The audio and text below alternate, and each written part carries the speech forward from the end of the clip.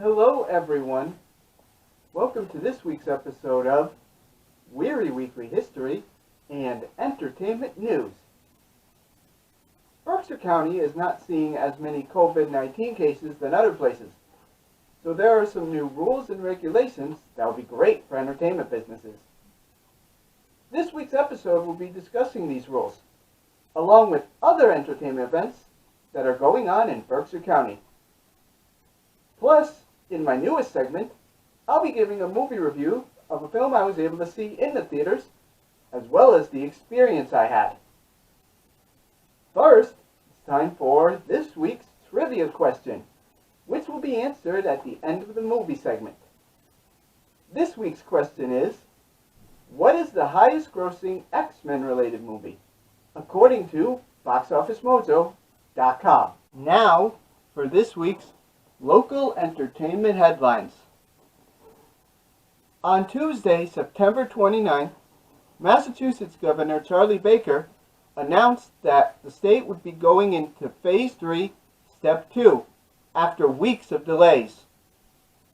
Restrictions to gatherings such as indoor theater productions and concerts can be loosened, but there are many additional steps towns and municipalities must take before they can actually head into this phase. Governor Baker stated that communities that are deemed lower risk based on 3 weeks of municipal level infection can begin this phase. To qualify, a community must have 8 or fewer cases of COVID-19 per 100,000 residents in 3 consecutive weeks. The Berkshires have met these standards, so they can begin phasing into this step. Lower risk communities can have indoor performance venues at about 50% capacity, topping out at 250 people. And outdoor gatherings can now have 100 people. Businesses that are open or set to open must follow rules designed to limit transmission risks in order to counter the issues that have been going on with private events. Everything about COVID-19 and reopening policies are changing constantly. So visit mass.gov and keep watching WWHEN for more information. The new restrictions mean a world of changes for places like Barrington Stage Company and Berkshire Theatre Group. Both companies expressed their excitement in Governor Baker's decision. In an interview with the Berkshire Eagle, Julianne Boyd, Barrington Stage Company's artistic director, stated, quote, "Wow, we are tremendously excited by this news, which will give a much-needed boost to the economy. We're thrilled, and we're already making plans," end quote. They had been getting ready to schedule indoor performances of Arthur Miller's The Price and Jeffrey Hatcher's 3 viewings, with limited seating at 160 people.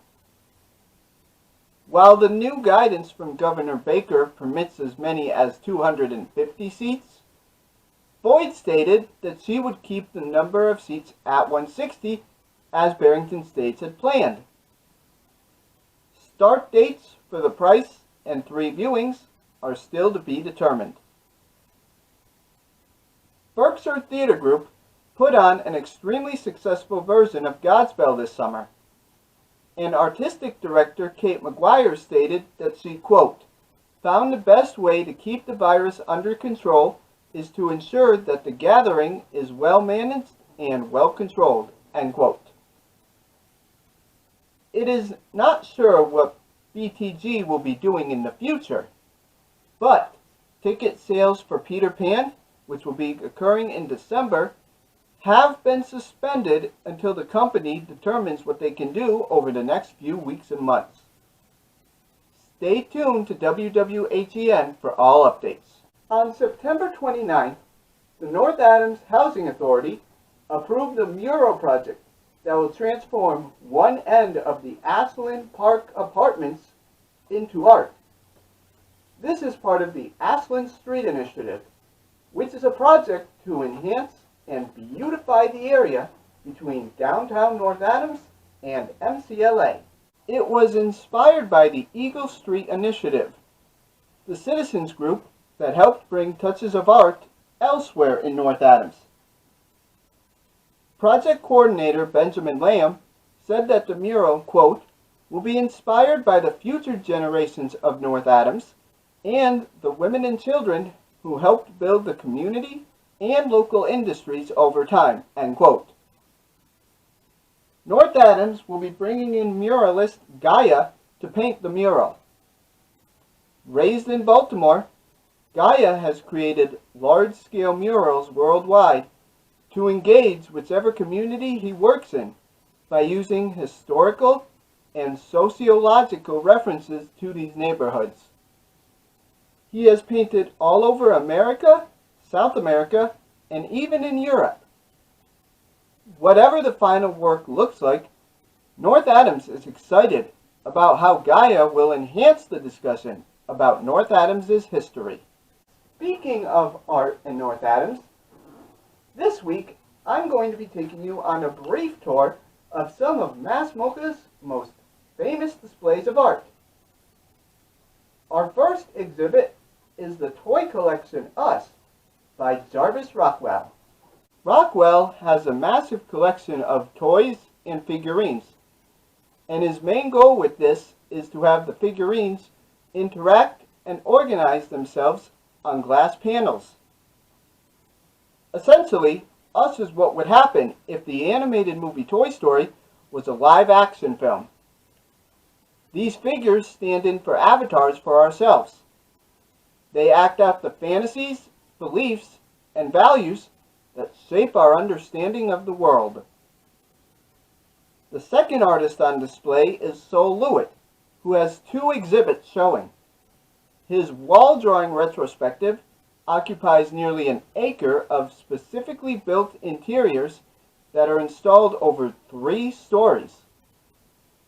This is a landmark collaboration with MASS MOCA, Yale University Art Gallery, Williams College Museum of Art, and the Sol Lewis Estate. Over 60 artists spent 15 months rendering 105 scale wall drawings spanning the artist's storied career. This is planning on showing at the MASS MOCA until 2043. A newer exhibit is a collection of his structures. This is a more concise collection of Lewis's works and illustrates the generative potential for Lewis's painting. The last art display I'll be discussing this week is James Tyrell's Into the Light.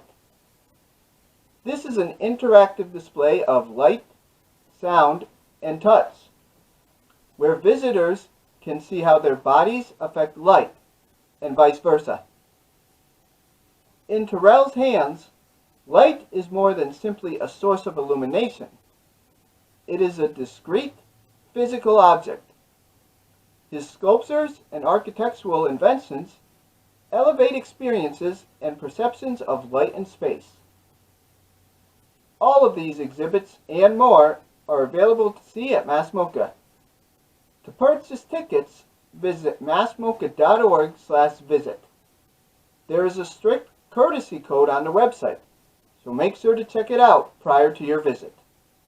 Another famed art museum that is now reopened for business is the Norman Rockwell Museum. It underwent a successful phased reopening earlier this summer and is now allowing more people in.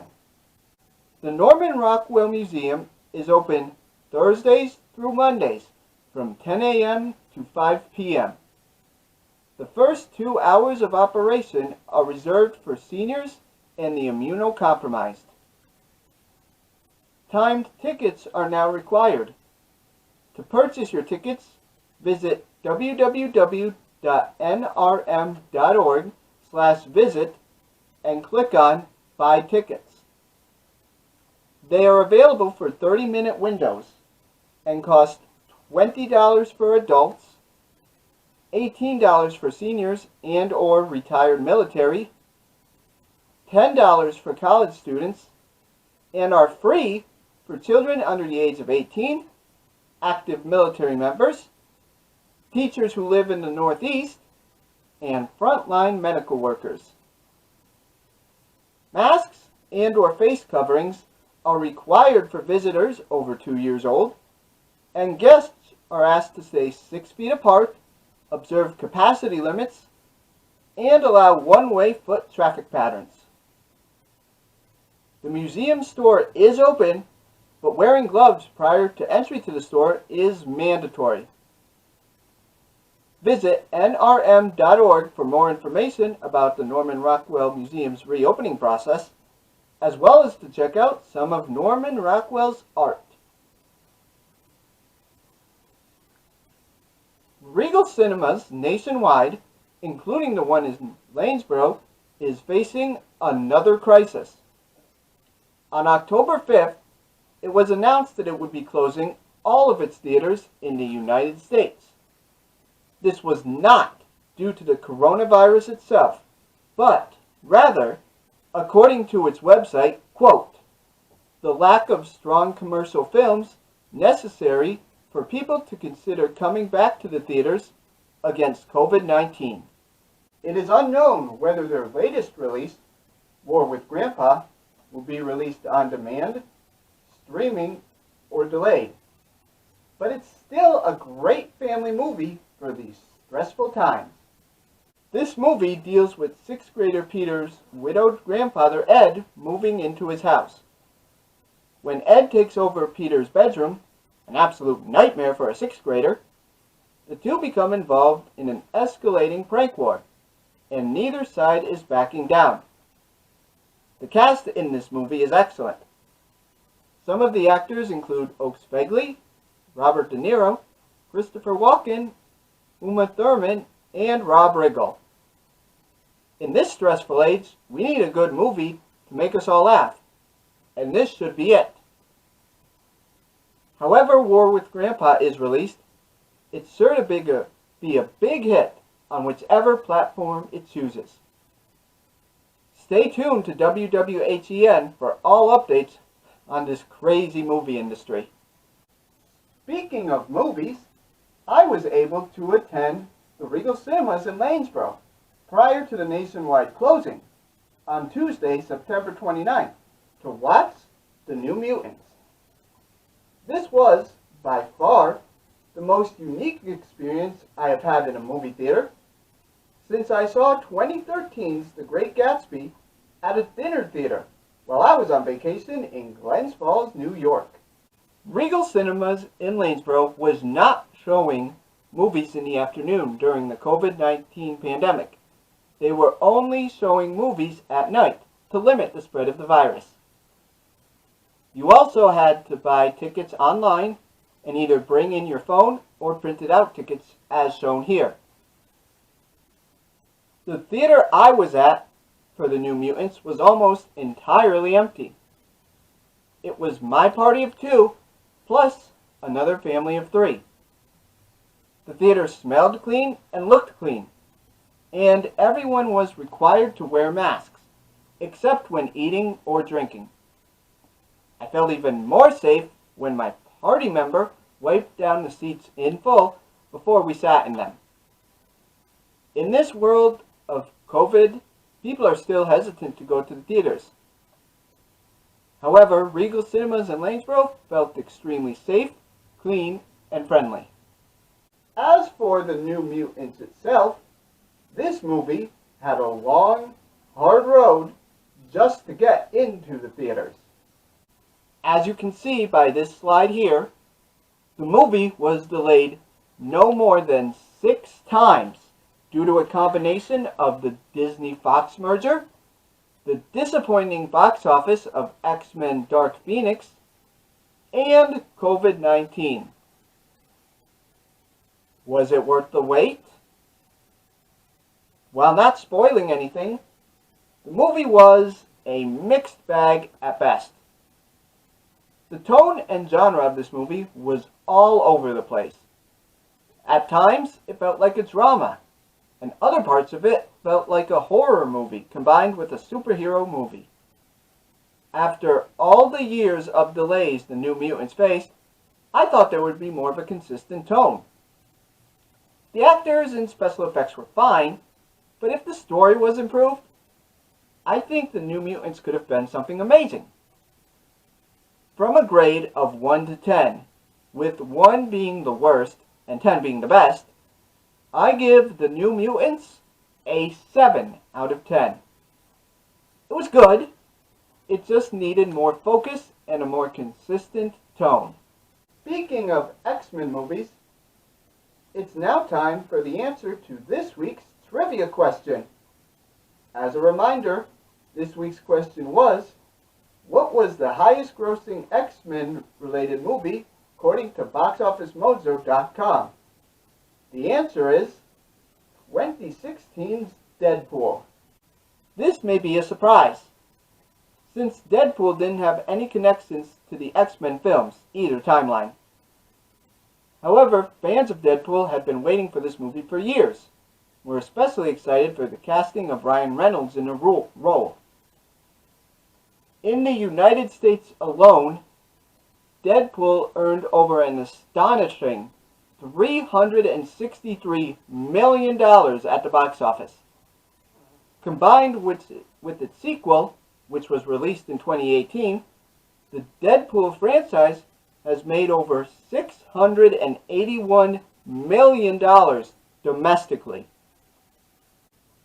It's now time for the history portion of WWHEN. Our stop this week is the Chance Galleries of Contemporary Art at 3 Elm Street in Stockbridge. This features a museum-like collection of glass art in the heart of the Berkshires. It features nationally and internationally recognized glass artists and 2 floors of galleries. Under COVID-19 restrictions, the Chance Galleries of Contemporary Art is only open by appointment, and the gallery is limited to 4 occupants. Call either 413-298-3044 or 413-563-4934 to schedule an appointment. Since 1982, owner Jim Chance has contributed to the studio glass movement by creating this museum, with his experience as an art director and from the perspective of an artist.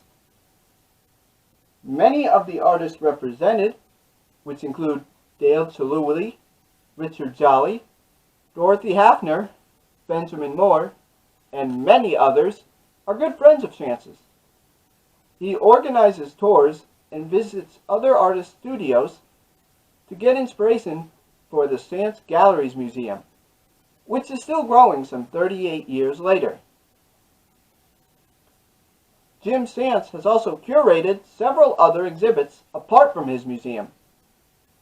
For instance, in 2014, he curated a group class exhibition at the New Britain, Connecticut Museum, shown here, called Contemporary Glass, 21st Century Innovations. In addition, he has helped with exhibitions in various cities in Alabama, New Jersey, and Wisconsin. All of Chance's work as an art curator has helped him create his museum, which is overlooked locally, but shouldn't be. Go check out this hidden gem filled with beautiful glass art. That ends this week's episode of Wehry Weekly History and Entertainment News. You can watch this week's episode on channel 1301 of PCTV, CTSB TV, and NBCTC. Airtimes on all 3 of these networks vary. Visit the website shown here for more information. Thank you.